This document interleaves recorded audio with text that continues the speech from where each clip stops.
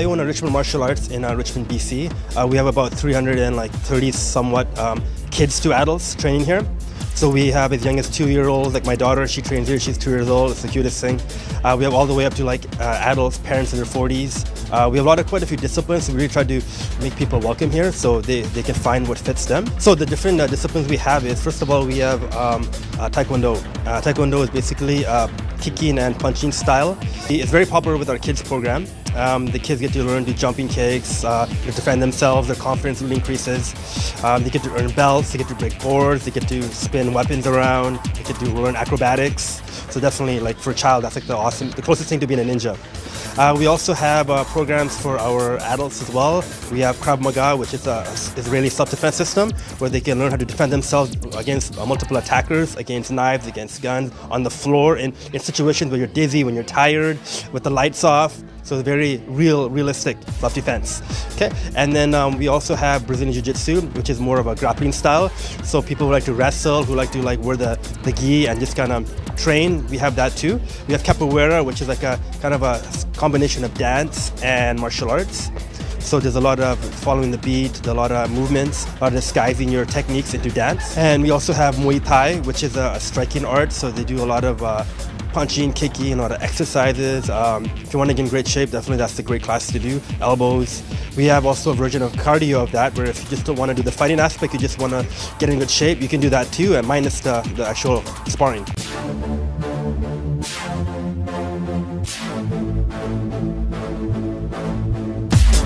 Yeah, so we train kids as young as 2 years old here. Training kids is like the greatest thing. It's the awesomest job to have. Every day I wake up, I can't wait to go here and just train with my kids, ask them how their day was, how they're learning, especially their progression, like seeing them start very small, very shy, quiet, grow up to be like these performers. A lot of them actually have performed at events that we've done together. Martial arts is great for building confidence in children. They start off with kind of unsure of themselves, but the more they start learning, the more they can grasp a technique, that's when their self-esteem goes up. So when your self-esteem goes up, confidence is going to go up. And then from there, they're just going to keep getting better at the point. And then what they do is they start teaching to other kids who are coming below them. And again, the confidence just keeps rising from there. Yeah, I think it's important for the contestants to get an idea of what martial arts is because martial arts teaches 3 aspects that I think will make you successful in anything, in life, business, just personal development. So first of all, confidence. As they start learning something and they get, hey, I'm getting good at this, boom, their confidence is going to go up. Leadership skills. When they're confident, they're going to start helping their peers. So then their leadership will go up. They're going to start learning how I can transfer this knowledge to somebody else. Martial arts also teaches really good self-discipline. So the more the contestants can do things on their own without being told, the better they're going to grow, the better everybody's going to see them as trustworthy. So my experience being a judge in the Ms. and Mr. Vancouver pageant last year was really great. Something I never done before. So I really got to learn a lot of tricks of the trade in that avenue, as well as I always watch those reality shows on TV, the judges, so it was kind of cool to be in that spot. I kind of seen how much it takes. A lot of sitting, a lot of watching, a lot of in the hot heat. Everybody else gets the breaks, but we're sitting there all day just judging. So it was definitely a cool experience, and it was really good to see the contestants start from very beginning. When I first met them, they're all like kind of, don't really know who they are or anything, so I only had like one day to kind of get to know them. And then from there, seeing them in a couple of months later, showing up in these nice, beautiful gowns and dresses, walking the floor with the lights, their makeup, everything. It was a great transformation, and it was just, yeah, it was like the coolest thing. Like I would definitely I would do that anytime again. It was really awesome experience.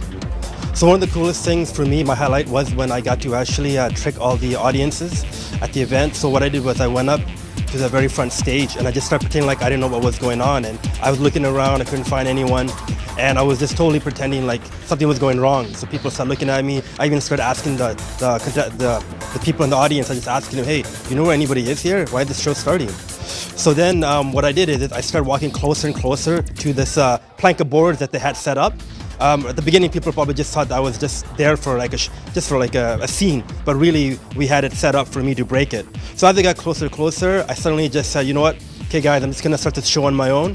And I just went up, I broke the board, and right away after that, we got the smoke coming out, and all these martial artists start jumping, flipping into the background. And from there, I think everybody knew it was a setup.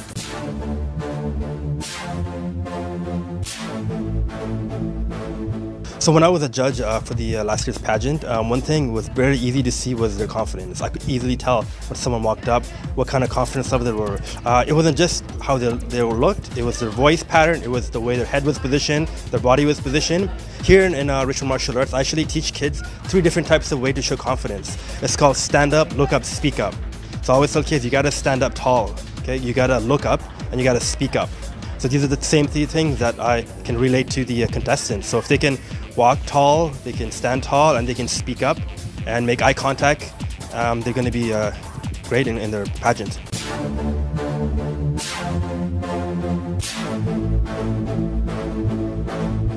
So we brought you guys back here to do some basic martial arts moves. I believe martial arts teaches you self-discipline, confidence, and leadership skills. So I believe these are the 3 things that's going to make you successful in your pageant career. Okay? So whenever you learn something and your self-esteem goes up, your confidence is going to go up. Okay? So that's going to play a big part in the final day when you walk up there, your confidence, how it's going to show. Also your self-discipline. Okay? There's a lot of stuff you're going to have to do on your own. Don't be expected to be always told what to do. So really self-discipline is important for you. And if you can translate that information to help others, your leadership skills will grow. So I think those are the 3 things you guys should take from today.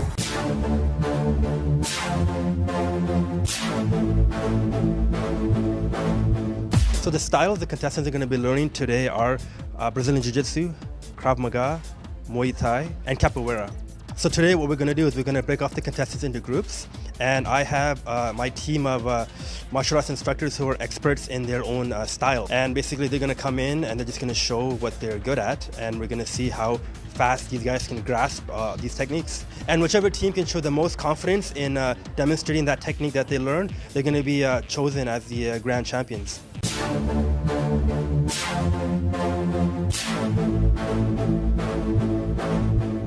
Krav Maga was designed in the 1950s by a guy named Indy Lichtenfeld. He was an average guy that knew boxing and jiu-jitsu and was designed or designated to start up a fight program for the average guy, for the average teenager, the average person who could get into a war within 3 months and actually survive that war. Ever since then, it's evolved into different kinds of weapons, different kinds of fight systems, but the essence of Krav still stays the same. There's no nonsense. If there's an attack that's in front of you, you have to disarm the attack. You got to take down the attacker as quickly and as effectively as you can, and you got to get out of there as quick as you can. And that's exactly what you're going to learn today.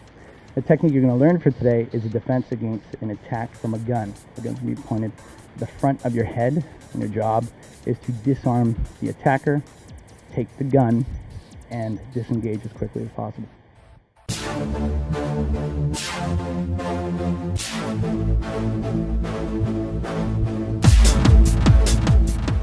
Brazilian Jiu-Jitsu is basically a wrestling style martial art used to manipulate leverage to maximize your maybe limited body size to its full advantage. So it was developed in Brazil by the Gracie family.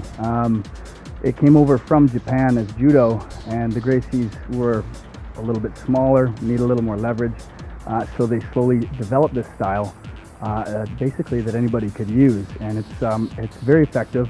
It's a close range, like I said, wrestling style. When we train jiu-jitsu, we train full speed, so we're always wrestling. Every day we're on the mat, we're training hard. So it's important to learn a lot of safety rules. Number one being the tap out. So anytime your training partner catches your arm or your neck or anything like that, if we don't know how to communicate that we surrender, I mean, it could be a bad day. So you can go home with an injury or 2. But that's where the tap comes in very handy. So you're going to let your partner know when you've had enough just by tapping them, and they'll let go. And then again, another safety thing is learning how to fall. In practice we throw, and we throw repeatedly. So it's important to know how to hit the mat and bounce back and come back up. If you don't, again, if you're falling awkwardly or uncomfortably, it's going to be a long road and lots of aches and pains.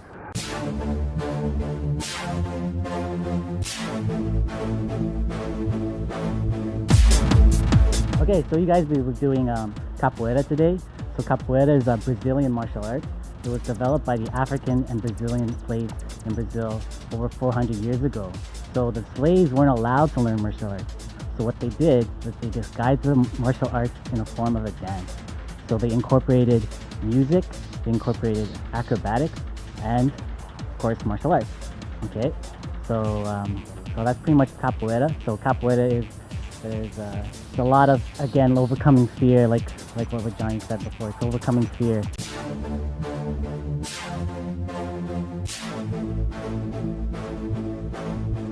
Okay, so what I'm going to teach you guys today is Muay Thai.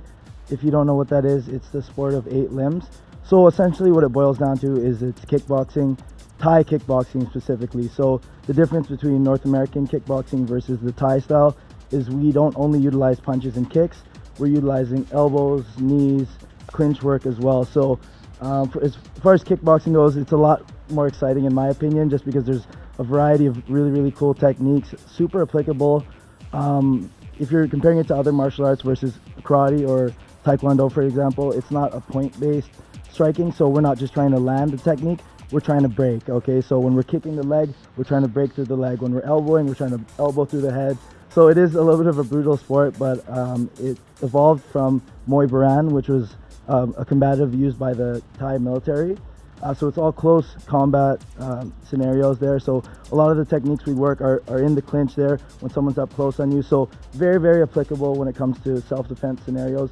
A lot of stuff carries over, and it's a real exciting sport to watch for sure.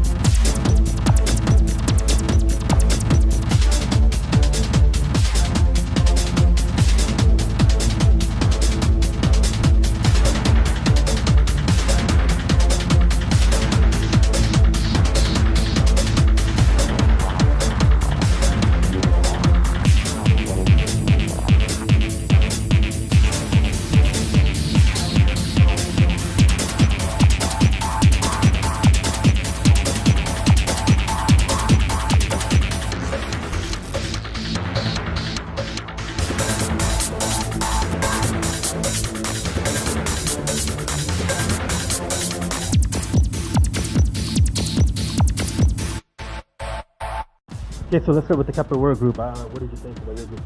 I think it went really well. There's a lot of confidence in doing those kinds of moves. They're very complex, so I thought it went very well, yeah. How was yours? I thought the guys did pretty good overall, considering they only had a few minutes to learn the technique. Yeah, you know what, considering they just had a few minutes, I thought they did really well. It's kind of a tough concept to grasp sometimes, but I thought they did well, yeah. I think, based off that short frame of time, I think they were still throwing the technique pretty confidently. It looked overall pretty clean. So our dilemma now is out of all the 4 here, how do we filter it out? Like, we gotta eliminate some people and then pick the top 2 and then eliminate a game.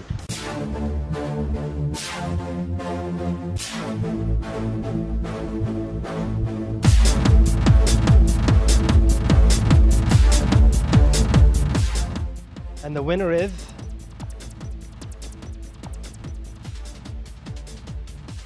the martial artist.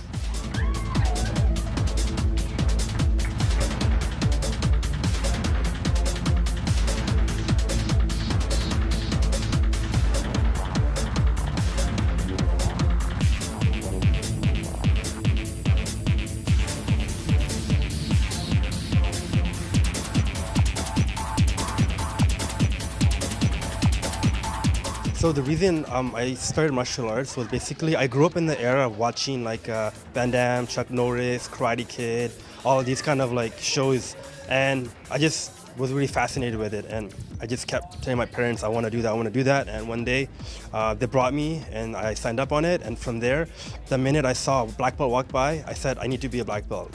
So my journey in my martial arts basically started with me just going to class maybe like 3 times a week. And from there, the more I trained, the more I got hooked on it, the more I started finding things I liked about it. Like one thing I really loved about it was the sparring aspect. And then also achieving the belts. I really wanted to get the next belt. I would actually be sitting there in my classroom and teachers talking, and I would just be kind of doodling when I think I'm gonna get my black belt. So for me, I went from 3 days a week to probably about 5-6 days a week within a year of just doing it nonstop. So for me, I was able to achieve my first degree about in 2.5 years, I got it. Okay? And I've been doing martial arts in total now 20 years. And really, for me, it's just about the longevity. I'm so glad that I stuck with it, and I've just been doing it. And going from when I first started to being like just a shy person, not being able to step up in front of anybody and talk, and I would always walk away if I saw something I didn't want to get involved with, to now I'm running like, you know, a really big organization here in Richmond. I'm always going up there performing, helping my kids. I'm always doing pep talks, I'm doing school talks. It's a huge transformation that it changed me. Like just like superhero gets changed by being bit by a bug, I got bit by a bug too, and I got transformed.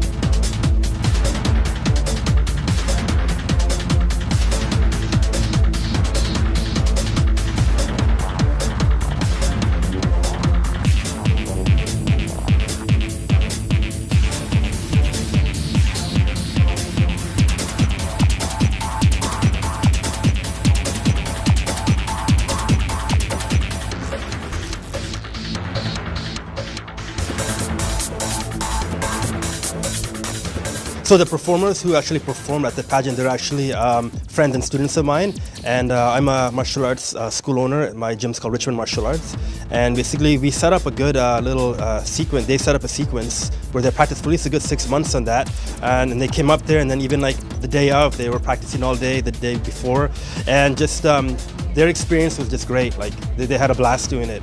It was awesome to show off their skills in a professional environment.